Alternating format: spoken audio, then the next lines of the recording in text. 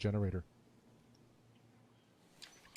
There are two fuel lines. One's the output, the high pressure line, which is this metal one I'm removing, and the other one's a rubber one that's just above it that comes from the fuel tank. You don't need to remove that one. A couple of turns here with a wrench and you should be able to remove it by hand. Once you've removed it, just bend the pipe, get it out of your way. You can easily bend it back into place later. Your next step is to remove the inspection window cover.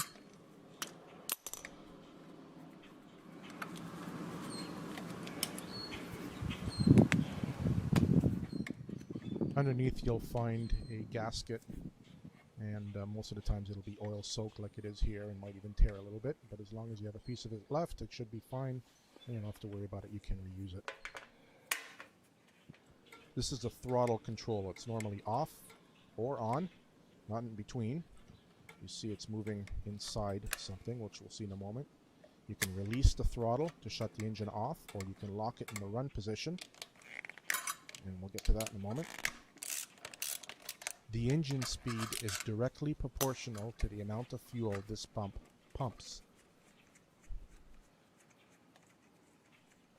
When it pumps is the fuel injection timing.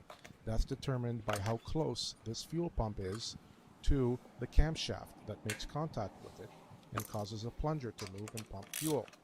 The closer it is to the engine, the sooner it's going to pump. The farther away it is, the later it's going to pump. That space is critical, and the shims underneath here that we're going to see determine when this timing happens, when this contact happens. And believe it or not, these little tiny shims underneath make a huge difference on fuel injection timing.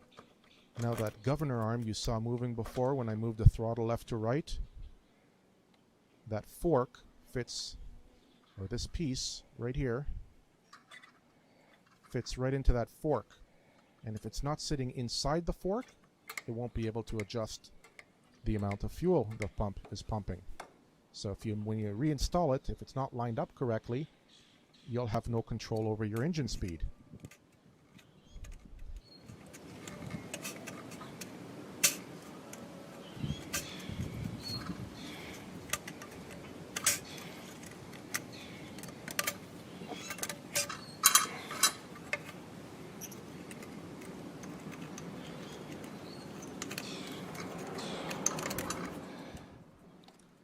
And these are the three shims. They're all different thicknesses. Doesn't matter what order they go in, as long as they're all in. If you're in a higher altitude, let's say 3,000 feet, then eliminating one of them will advance the fuel injection timing. It might help you overcome a little bit of power loss and get rid of some smoke if your generator is smoking because of the lower air density. Just removing one shim will make a big difference in fuel injection timing, and perhaps get rid of some problems you might have at higher altitudes around 3,000 to 4,000 feet. Above that, I wouldn't bother. Very careful lining this up again. Move the throttle back and forth. Look inside at the governor fork. And make sure it lines up with the fuel pump. Pin here has to fit right in between it. Now, if you don't line it up properly and you're actually sitting on top of the fork when you bolt it down, you'll bend it and wreck it, and it'll not be covered under warranty. So play around with the throttle control here. Look inside the inspection window. Make sure it's lined up and it's in the middle of the fork before you push this in, and tighten down the nuts. Very important, or your engine's either going to race and you won't be able to shut it off, or it'll have erratic speed and the RPM will be no control over the RPM.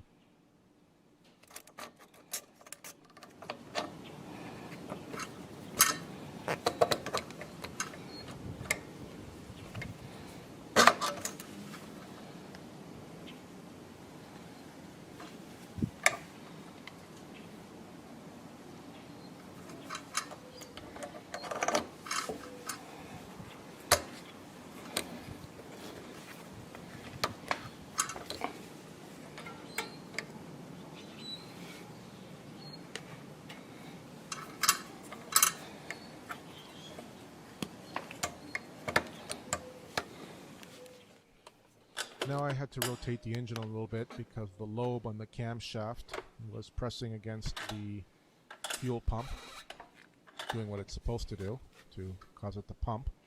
But when I took it apart, it was a little spring-loaded, and rather than try and fight the spring and put the pump back into place, I just rotate the engine a little bit.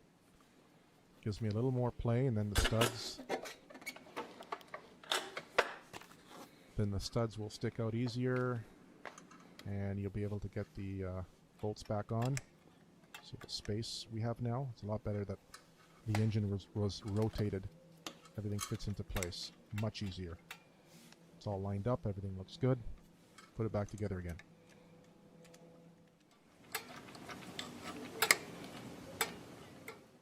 One last check. Everything's fine. Tighten her up.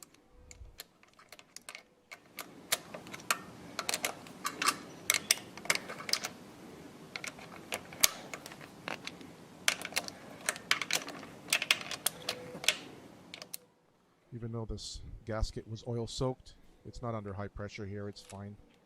Replaced it, put the inspection window cover back over it, tighten the bolt.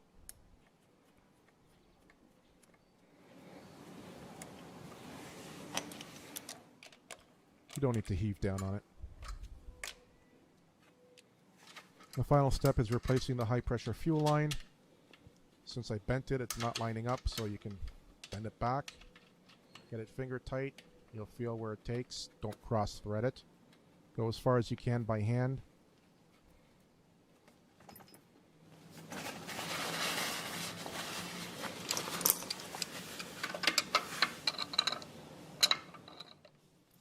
And the final half turn or so can be done with a wrench.